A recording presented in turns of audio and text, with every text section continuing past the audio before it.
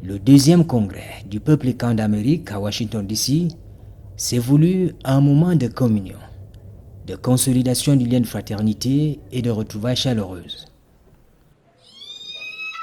3 jours d'une intense activité socio-culturelle multiforme avec en toile de fond l'évaluation du projet de mise sur pied d'une fédération de la communauté écan d'Amérique du Nord.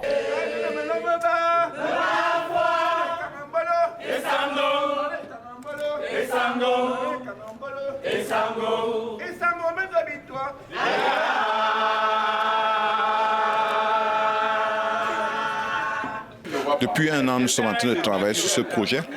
Et c'est un projet qui est né du premier CECA que nous avons eu, où nous avons constaté qu'aux États-Unis et partout dans les Amériques du Nord, nous avons des frères qui sont au Mexique, ceux qui sont au Canada et aux États-Unis.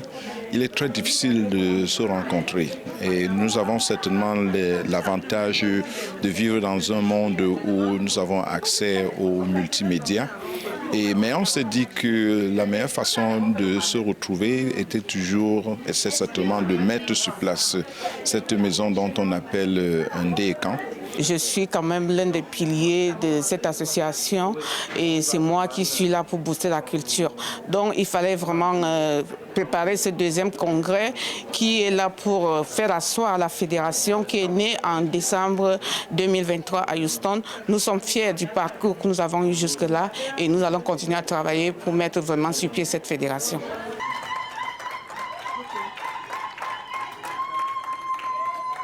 Au devant de la scène, la femme dans toute sa grandeur.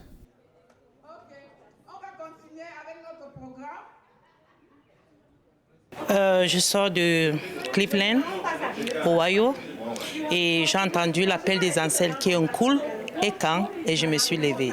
Et je suis un membre très actif dans la communauté écan. Je suis tout. Protocole, décoratrice, gastronomique, ambianceuse.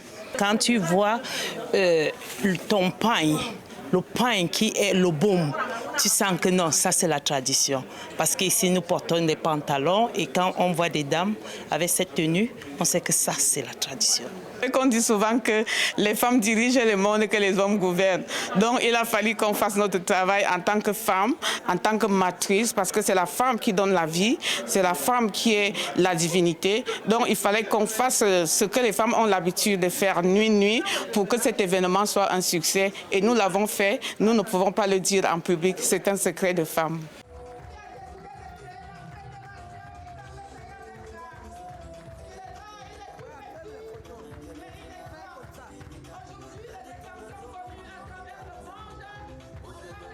Je pars avec une idée de satisfaction, de grande satisfaction d'ailleurs, de savoir que le peuple écan peut se réunir, peut prendre des résolutions pour leur évolution, leur émancipation et revenir aux sources.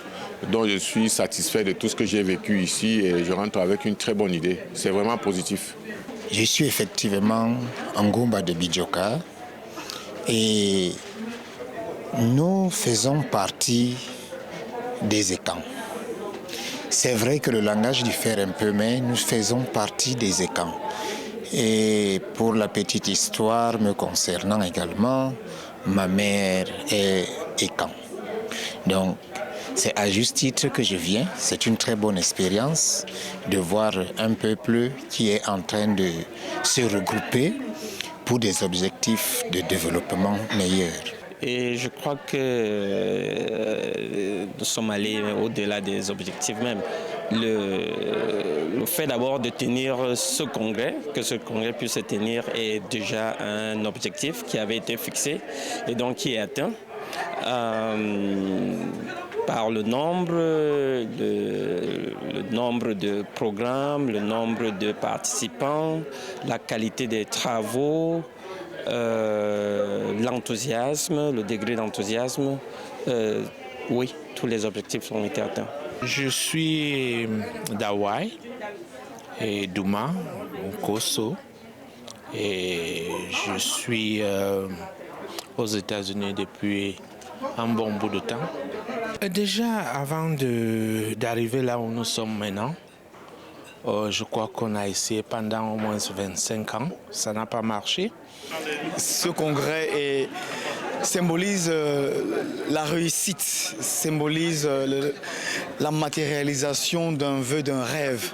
Le rêve de voir d'abord la communauté unie, solidaire. Le rêve de voir une communauté qui se fixe des objectifs et qui les atteint. On a dit que les Écans c'est un peuple fort, un peuple de guerriers, un peuple qui réussit. Et on a vu à travers ce congrès la détermination et surtout la réalisation de tout ce qui avait été conçu.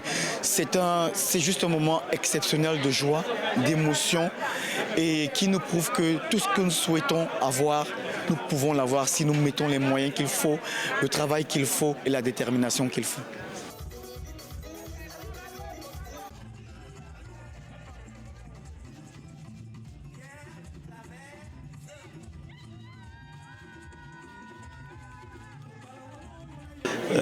Mon épouse et moi, nous sommes satisfaits d'avoir participé comme ça à cette soirée des Écans. Cela participe même du vivre ensemble prôné par le président de la République et mis en œuvre par tous les Camerounais. Il est à noter que mon épouse est l'Écan et moi je suis de l'Ouest. C'est ce qu'on appelle le vivre ensemble dans sa pratique au quotidien. Et nous sommes très honorés et très fiers de venir soutenir nos frères Écans. Le Cameroun est un et indivisible et c'est ce que nous prenons au quotidien. Dans le DMV, tout le monde connaît qu'on prend le vivre ensemble. Qu'il est devenu Écan plus que moi et moi je suis devenu plus Bamileke plus que lui. Oui, vraiment tout à fait, je confirme. Parce que nous sommes ici à l'initiative du président du comité d'organisation, Alfred Nomo, qui est un ami de longue date. Et pour la petite histoire, je suis le chairman de la All Bamileke Convention pour l'année 2025, qui va se tenir au New Jersey. Et c'est le dernier week-end du mois d'août. Et à cette occasion, nous on a pensé inviter, j'en ai discuté avec votre président du comité d'organisation, parce qu'on réfléchit comment confédérer toutes ces associations. Donc c'est pour ça que nous sommes ici, juste pour rappeler que nous sommes des peuples frères et que nous pouvons faire des grandes choses ensemble.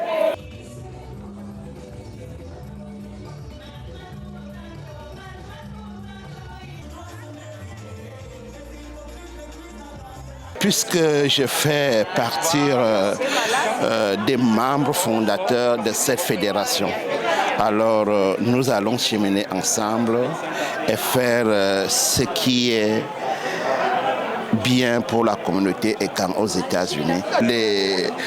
Les Écan américains, c'est notre problème à tous. Nous allons donner le meilleur de nous-mêmes pour que tous les Écans puissent se mettre ensemble. Je suis dans le groupe depuis le départ. Je crois fermement à cela. Nous avons beaucoup de volonté et nous avons cette chance d'avoir également des personnalités qui nous encouragent dans ce sens. Oui, je crois que les Écans ne sont pas obligés de se regarder dans les yeux. Le plus important, de regarder dans la même direction. Le cap est fixé, c'est-à-dire s'unir, former une fédération associative qui va impulser, n'est-ce pas, le développement. Cela se justifie d'ailleurs à travers ce projet futuriste qu'ils ont mis en place. Oui, tout à fait. L'avenir est promoteur. On dit souvent chez nous que c'est pas tout le monde qui comprend le premier jour. Une chose est sûre, c'est que petit à petit, nos frères qui traînent encore le pas, qui voulaient voir si effectivement cette fédération va avoir lieu, ils ont vu et nous avons confiance que tôt ou tard, ils vont nous rejoindre. Moi, je suis confiante. Je sais que d'ici quelques années, toutes les associations Écan seront réunies en un seul réseau à la fédération Écan BCI America.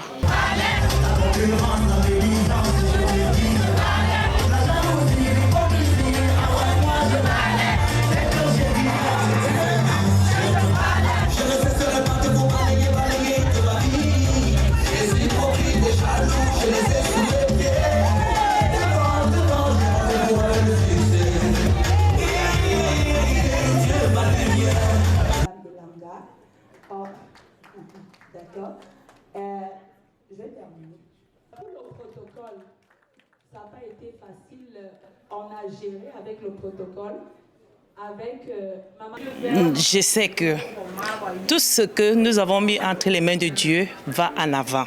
Et en tant que les écans, on doit se souder pour aller en avant. Et je suis sûre que nous allons de l'avant. Parce que quand nous avons commencé, nous n'étions pas à ce nombre aujourd'hui. Donc, j'ai la conviction que nous irons en avant. Moi, je demande donc à tous les frères de se mettre ensemble pour que vive la grande famille Ekambessé America. Vous savez, le Cameroun a besoin de cette union, le Cameroun a besoin de cet amour. Mon souhait est de voir cette organisation prospérer aussi haut que possible.